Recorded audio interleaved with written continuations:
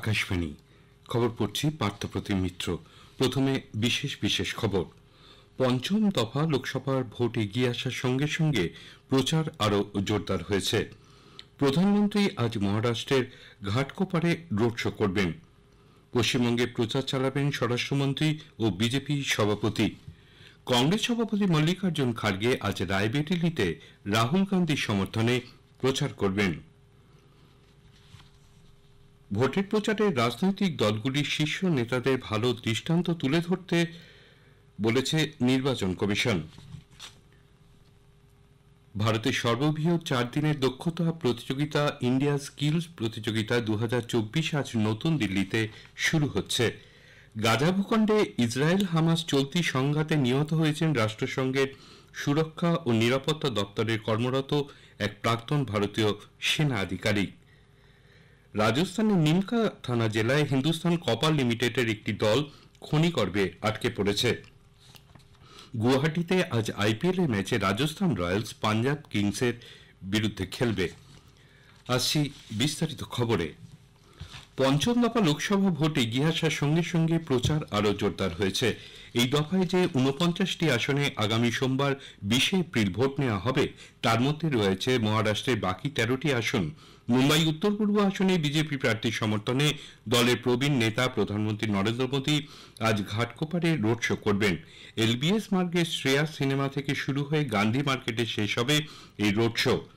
পঞ্চম দফায় পশ্চিমবঙ্গে ভোট নেওয়া হবে বনগাঁ, ব্যারাকপুর, হাওড়া, উলুবেড়িয়া, শ্রীরামপুর, হুগলি ও আরামবাগ এই 7টি আসনে। শ্রীরামপুর কেন্দ্রে বিজেপি প্রার্থীর হয়ে আজ মশাট বাজারে জনসভা করবেন দলের নেতা কেন্দ্রীয় স্বরাষ্ট্রমন্ত্রী অমিত শাহ। পরে তিনি উড়িষ্যার গঞ্জাম এবং কটকে দলীয় প্রার্থীর সমর্থনে প্রচার করবেন। অপরদিকে বিজেপি সর্বভারতীয় সভাপতি জগৎ প্রকাশ নাড্ডা রাজ্যে আজ 2টি প্রচার করবেন, পুরুলিয়ার রঘুনাথপুর ও বাঁকুড়ার গঙ্গাজল ঘাটিতে। তিনি বিহারের পূর্ব চম্পারণ এবং উড়িষ্যার খুর্দাতেও নির্বাচনী জনসভায় ভাষণ দেবেন। প্রবীণ বিজেপি নেতা প্রতিরক্ষা মন্ত্রী রাজনাথ সিং আজ উত্তরপ্রদেশের মোহনলালগঞ্জ দলীয় প্রার্থীর সমর্থনে প্রচার করবেন। কংগ্রেস সভাপতি মল্লিকার্জুন খার্গে এবং দলের সাধারণ সম্পাদক প্রিয়াঙ্কা গান্ধী আজ রায়বেরেলি কেন্দ্রে রাহুল গান্ধীর সমর্থনে প্রচার করবেন। প্রধানমন্ত্রী গতকাল ঝাড়খণ্ডের কোডারমার বিরোনিতে জনসভা করেন। তিনি বলেন, দেশ এবং জনসাধারণের মঙ্গলের জন্য কেন্দ্রে শক্তিশালী সরকার প্রয়োজন। এনডিএ সরকার দেশের নকশালপন্থী হিংসা দমন করেছে। সরকারের বিভিন্ন উন্নয়নমূলক প্রকল্পের উল্লেখ করে শ্রী মোদী বলেন, তার সরকার সমাজের প্রতিটি শ্রেণীর উন্নতির জন্য কাজ করছে। মোট 4 কোটি বাড়ি তৈরি করে দেওয়া হয়েছে। আর এবার ক্ষমতা এলে দেশের প্রতিটি পরিবার যাতে একটি করে বাড়ি থাকে তা নিশ্চিত করা হবে। ঝাঁসিতে জোট প্রার্থীর পক্ষে যৌথভাবে প্রচার চালান কংগ্রেস নেতা রাহুল গান্ধী এবং সমাজবাদী পার্টির প্রধান অখিলেশ যাদব। কংগ্রেস সভাপতি মল্লিকার্জুন খার্গে গতকাল গোরখপুরে এবং দলের সাধারণ সম্পাদক প্রিয়াঙ্কা গান্ধী বাত্রা আমেঠিতে দলীয় প্রার্থীর সমর্থনে জনসভা করেন। বিজেপি সর্বভারতীয় সভাপতি জেপি নাড্ডা এবং উত্তরপ্রদেশের মুখ্যমন্ত্রী যোগী আদিত্যনাথ গতকাল উত্তরপ্রদেশের আমেঠিতে প্রচারে অংশ নেন। সপ্তম দফা লোকসভা নির্বাচনের জন্য মনোনয়নপত্র দাখিলের সময়সীমা গতকাল শেষ হয়েছে। এই দফায় পশ্চিমবঙ্গের 9টি সহ দেশের 57টি আসনে ভোট গ্রহণ আগামী 1 জুন। এর মধ্যে রয়েছে উত্তরপ্রদেশ ও পাঞ্জাবে 13টি করে, বিহারের 8টি, উড়িষ্যার 6টি, হিমাচল প্রদেশের 4টি, ঝাড়খণ্ডের 3টি এবং কেন্দ্রশাসিত চণ্ডীগড়ের 1টি আসন। জমা পড়া মনোনয়নপত্রগুলি আজ পরীক্ষা করে দেখা হবে। নাম প্রত্যাহারের শেষ দিন 17 মে। প্রধানমন্ত্রী নরেন্দ্র মোদী গতকাল বারাণসী কেন্দ্রে তৃতীয়বারের জন্য তার মনোনয়নপত্র পেশ করেন।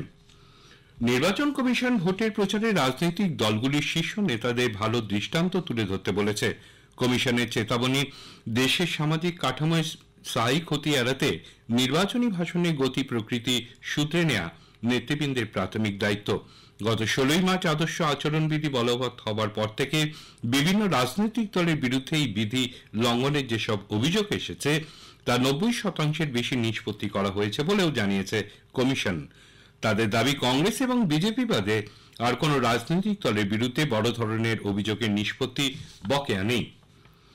ভুয়ো পুলিশ, সিবিআই, মাদক দপ্তরের আধিকারিক, রিজার্ভ ব্যাংক অব ইন্ডিয়ার প্রতিনিধি সহ আইন বলবৎকারী সংস্থাগুলির প্রতিনিধি হিসেবে পরিচয় দিয়ে জালিয়াতি বিষয়ে স্বরাষ্ট্রমন্ত্রক দেশবাসীকে সতর্ক করে দিয়েছে। মন্ত্রক সূত্রে জানানো হয়েছে, জাতীয় সাইবার ক্রাইম রিপোর্টিং পোর্টালে ভুয়ো সরকারি আধিকারিক পরিচয় দিয়ে হুমকি, ব্ল্যাকমেল, অবৈধ জুলুম করার বিষয়ে সাইবার অপরাধীরা সক্রিয়। অনেক ক্ষেত্রে স্টুডিওতে সরকারি দপ্তরের বা থানার সেট ব্যবহার করে হুমকি দিয়ে টাকা আদায় করা হচ্ছে। বহু মানুষ বড় অঙ্কের টাকা খুইয়েছেন। স্বরাষ্ট্রমন্ত্রক নাগরিকদের এই বিষয়ে সতর্ক করে বলেছে, এই ধরনের ঘটনা ঘটলে সহায়তার জন্য অবিলম্বে সাইবার ক্রাইম হেল্পলাইন নাম্বার 1930 বা www.cybercrime.gov.in এ জানাতে হবে। ভারতের সর্ববৃহৎ 4 দিনের দক্ষতা প্রতিযোগিতা আজ নতুন দিল্লিতে শুরু হচ্ছে। এর মূল লক্ষ্য হল সর্বোচ্চ পর্যায়ে দক্ষতার প্রদর্শন। দক্ষতা উন্নয়ন ও শিল্পোদ্যোগ মন্ত্রক জানিয়েছে, ইন্ডিয়া স্কিলস প্রতিযোগিতা 2024-এ 30টি রাজ্য এবং কেন্দ্রশাসিত অঞ্চলের 900-রও বেশি ছাত্রছাত্রী অংশগ্রহণ করছেন। 400-রও বেশি শিল্প বিশেষজ্ঞ এই অনুষ্ঠানে যোগ দেবেন। এই খবর শুনছেন আকাশবাণী থেকে। গাজা ভূখণ্ডে ইসরায়েল হামাস চলতি সংঘাতে রাষ্ট্রসংঘের সুরক্ষা ও নিরাপত্তা দপ্তরে কর্মরত প্রাক্তন ভারতীয় সেনা আধিকারিক কর্নেল বৈভব অনিল কালে নিহত হয়েছেন। আহত হয়েছেন আরও একজন। সোমবার সকালে মিশরের সিনাই সীমান্ত লাগোয়া রাফা শহরের ইউরোপীয় হাসপাতালে যাওয়ার সময় তাদের গাড়িটি আক্রান্ত হয়। তবে কারা এর জন্য দায়ী তা স্পষ্ট করেননি রাষ্ট্রসংঘ। জম্মু কাশ্মীর রাইফেলসের 11 নম্বর রেজিমেন্টের ইনফ্যান্ট্রি অফিসার কর্নেল কালে বছর দুয়েক আগে আগাম অবসর নিয়েছিলেন। গত মাসেই তিনি যোগ দেন রাষ্ট্রসংঘে। এক্স হ্যান্ডেলে বিশ্ব সংস্থার মহাসচিব আন্তোনিও গুতেরেস এই ঘটনায় গভীর দুঃখ প্রকাশ করে জানিয়েছেন, গাজায় রাষ্ট্রসংঘের 190 জনের বেশি কর্মী এ পর্যন্ত নিহত হয়েছেন। তবে ইসরায়েল হামাস সংঘাত শুরু হওয়ার পর এই প্রথম আন্তর্জাতিক কোনো কর্মী নিহত হলেন। জেনিভায় রাষ্ট্রসংঘের মুখপাত্র বলেছেন, ইসরায়েলি কর্তৃপক্ষকে তাদের কনভয়ের গতিবিধি সম্পর্কে আগাম জানানো হয় এবং স্পষ্টভাবে ইউএন লেখা থাকে।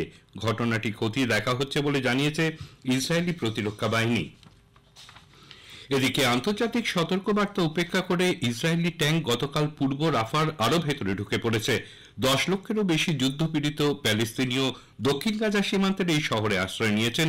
ইসরায়েলি ট্যাঙ্ক সেখানে পৌঁছানোয় আরো বেশি নাগরিক প্রাণহানির আশঙ্কা করছেন তারা। ইসরায়েলের বক্তব্য, হামাসের 4টি ব্যাটালিয়ন সেখানে ঘাঁটি গেড়েছে। তাদের যোদ্ধাদের নিকেশ করতেই এই অভিযান। ফ্রান্সের নরম্যান্ডির রুয়ের কাছে প্রিজন ভ্যানে অতর্কিত হামলায় 2 ফরাসি কারা আধিকারিক নিহত হয়েছেন। মোহাম্মদ আমরা নামে এক বন্দীকে এই ভ্যানে আদালত থেকে জেলে ফিরিয়ে নিয়ে যাওয়া হচ্ছিল। টোলবুতেই হঠাৎ একটি গাড়ি প্রিজন ভ্যানে ধাক্কা মারে।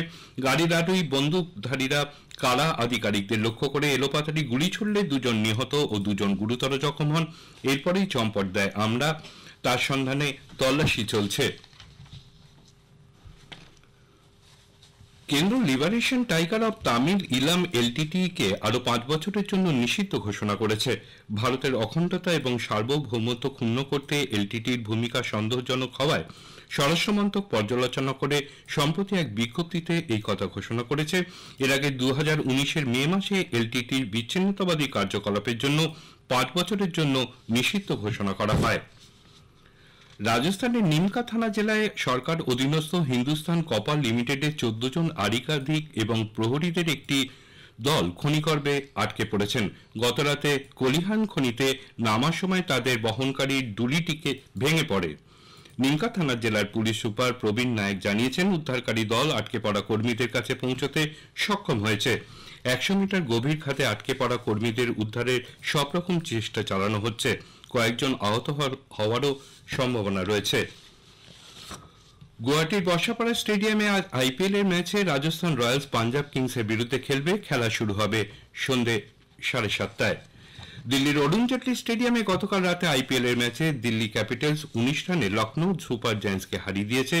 লখনৌ টসে জিতে দিল্লিকে ব্যাট করতে পাঠায়। দিল্লির নির্ধারিত 20 ওভারে 4 উইকেটে 208 রান করে। জবাবে ব্যাট করতে নেমে লখনৌ 20 ওভার 9 উইকেট হারিয়ে 189 রান তুলতে সমর্থ হয়। শেষ করার আগে খবরের বিশেষ অংশ আরেকবার।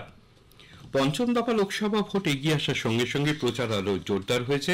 প্রধানমন্ত্রী আজ মহারাষ্ট্রের ঘাটকোপরে রোড শো করবেন। পশ্চিমবঙ্গে প্রচার চালাবেন স্বরাষ্ট্রমন্ত্রী ও বিজেপি সভাপতি। ভোটের প্রচারে রাজনৈতিক দলগুলির শীর্ষ নেতাদের ভালো দৃষ্টান্ত তুলে ধরতে বলেছে নির্বাচন কমিশন। খবর এখনকার মতো শেষ হলো।